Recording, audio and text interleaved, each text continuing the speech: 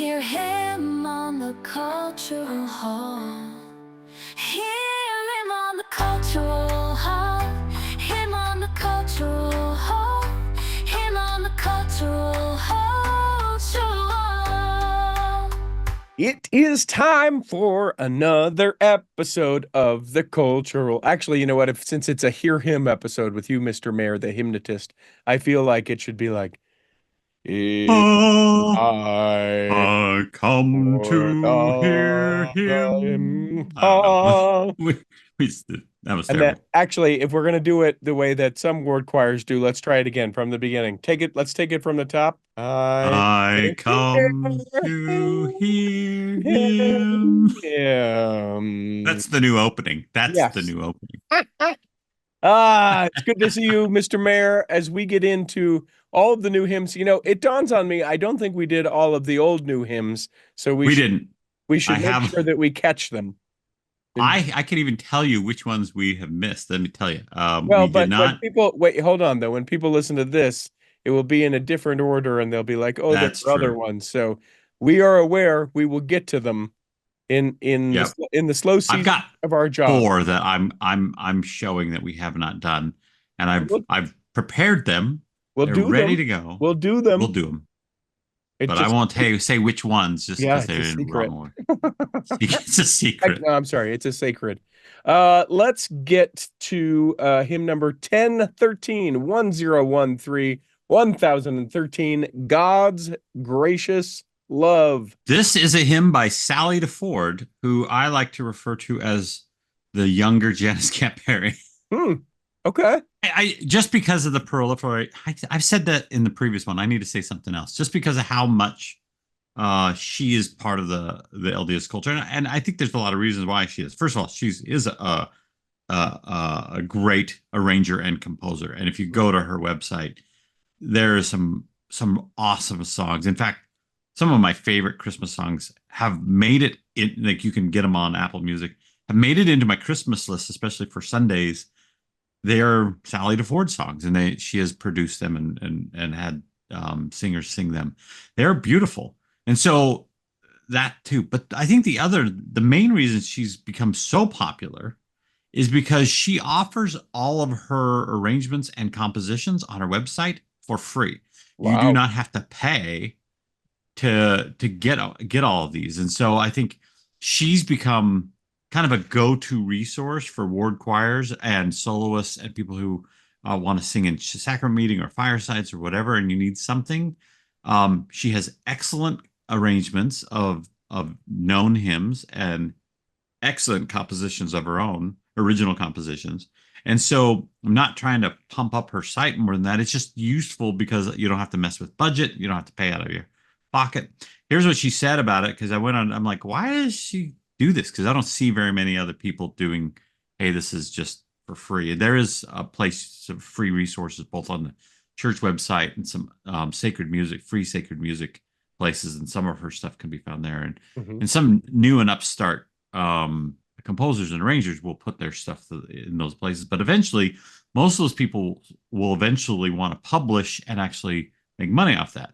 What she said is, the Lord has placed me in circumstances that currently don't demand extra income.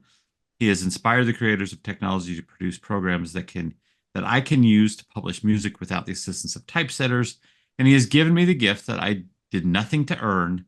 Sharing seems logical. That's directly off her website. Jeez, so that's awesome.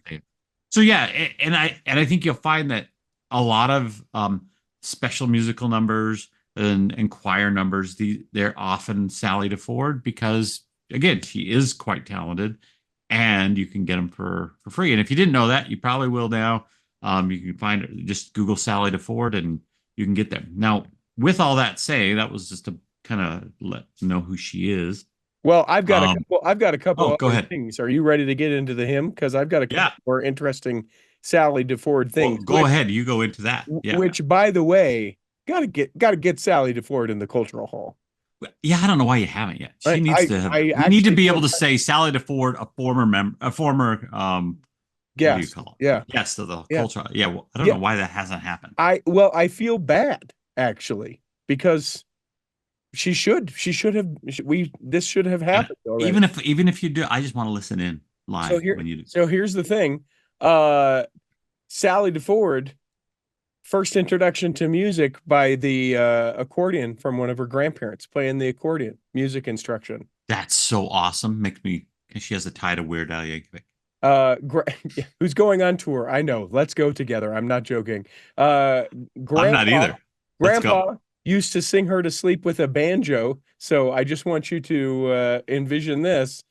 I now need her on this culture hall now. Get her now. Why are you haven't well, I gotta go now? Then. I gotta go. I'll go ask her right now. Okay, we'll finish this then and you can go ask her. She was in Sunbeams with Danny Ainge, formerly of BYU fame and basketball star at the Celtics, I want to say. And then he's in the executive suite of the Utah Jazz. And she was in Freshman Music Theory with previous guest of the Cultural Hall, Kurt Bester. Oh, that's awesome. So there's a little bit of her life. Tell me about the song. So this is her submission and entry into the new hymns. I don't know if she has others. We won't know until they come out, but it's called God's Gracious Love, hymn number 1013. So I'll just kind of read a few lyrics real quick, and then we can kind of talk about kind of how it, but I like it. It's kind of a little bit of a prayer. It's definitely, I mean, most hymns are kind of a prayer centric, but this is definitely falls into that category. Day by day, God's gracious love surrounds me as a balm to soothe my troubled heart. Countless cares and worries that confound me fade away or quietly depart. For his heart is kind beyond all measure, and he comforts us as he knows best. Every day with all its pain and pleasure mingles tears with peace and rest. I love the nature of this, the words of this hymn. Yes. I just, I feel like when I was growing up, the atonement was always about, and maybe it was just because that's what I heard, and that's fine. But the atonement was always only about sin, cleanses of our sin. It's always about sin, always about repentance.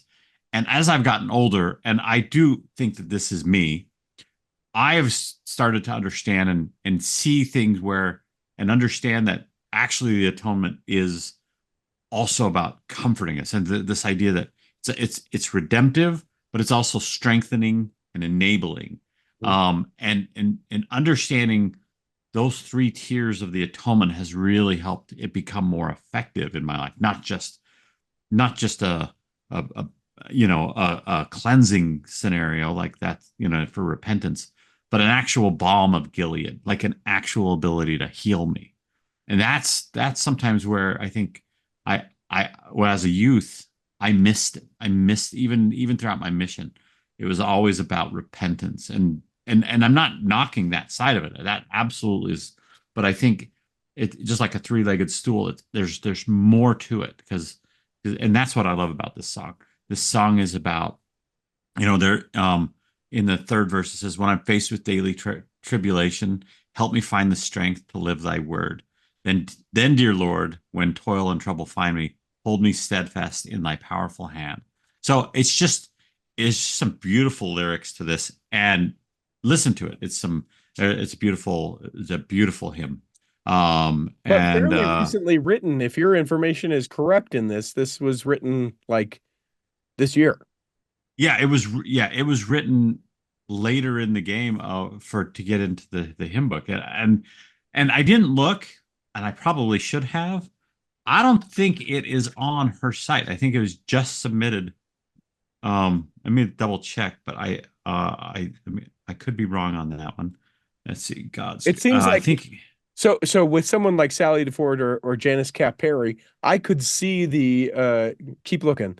I could see. Yeah, it's not. I did a quick search on her site. It's not listed on her site, so it's not even something you can get on her site. I could see them coming to someone like a Janice Kapp Perry or like a Sally DeFord and say something like, "Hey, we've got a lot of great Christ redemption songs. We've got a lot of this. We need a song that addresses this." And Sally DeFord. And the idea of comfort is a big deal, because if you remember when they released the criteria, I think they released the criteria almost a year ago, maybe not quite a year ago.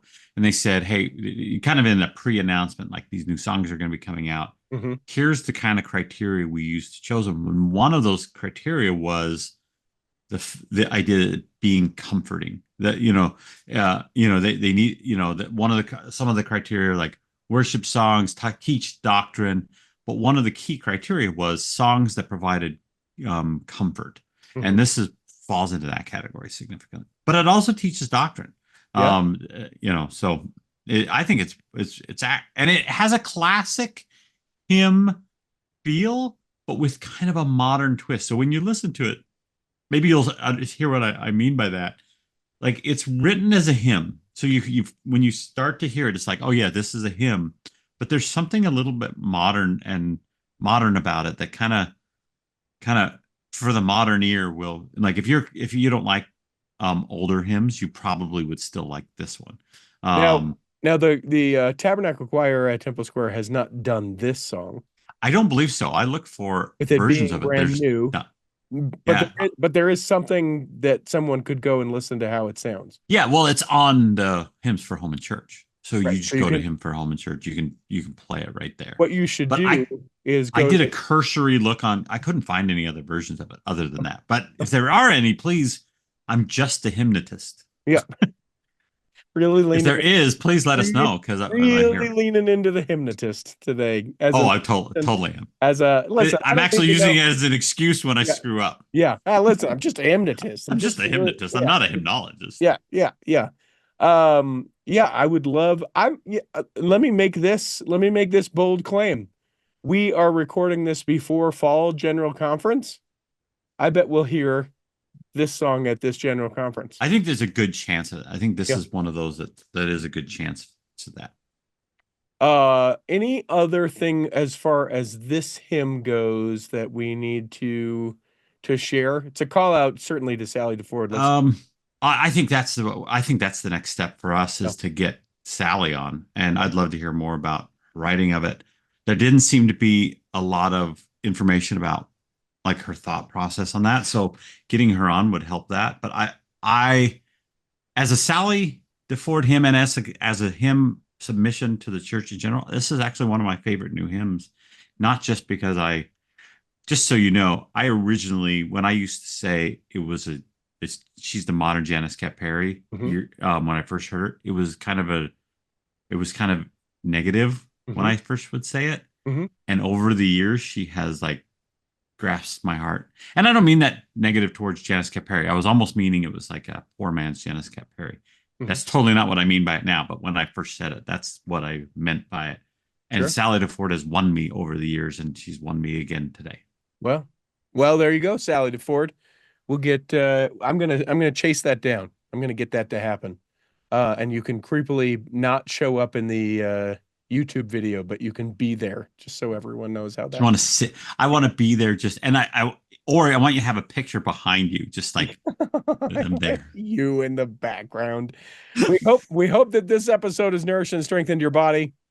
And if you're not healthy enough to listen this week, you'll be healthy enough to listen next week. And that when the time comes, you'll be able to travel home in safety. In the meantime, Chris at Alpine Lakes Travel, Rick McGee, Debbie Wanless, Chocolate Cake Bites Podcast, and the Tiger with a U will be saving a seat for you on the back row of the Cultural Hall. Save me a seat, it's sure to be neat on the back row. We really gotta go on the Cultural Hall show.